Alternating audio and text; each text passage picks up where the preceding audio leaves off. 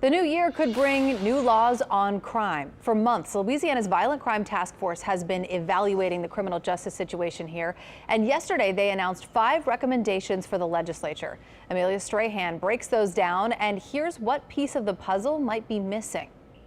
Louisiana's brand new Violent Crime Task Force is giving lawmakers their thoughts. We wanted to keep it broad and to keep it more of a guiding principles or recommendations. First on their list of 5 is making crime data and court information more accessible in efforts to prioritize the protection of victims over the privacy of their offenders. They also call the rise in juvenile crime a crisis, saying the number of juveniles prosecuted for a violent crime jumped 56% since 2016.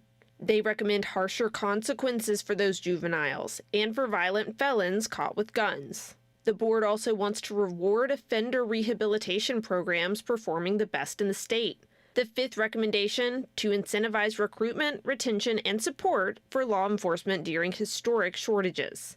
But former NOPD Chief Eddie Compass says addressing mental health is part of a comprehensive approach. A lot of the crime is involved in individuals with mental health, but you have to have professionals to identify that.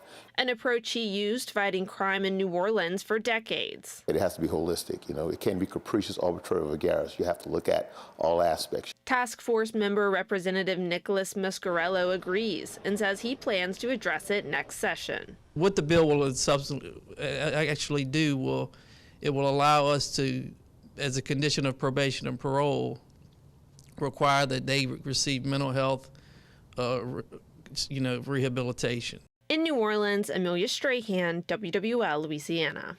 The legislature will hold a special session on crime after Mardi Gras.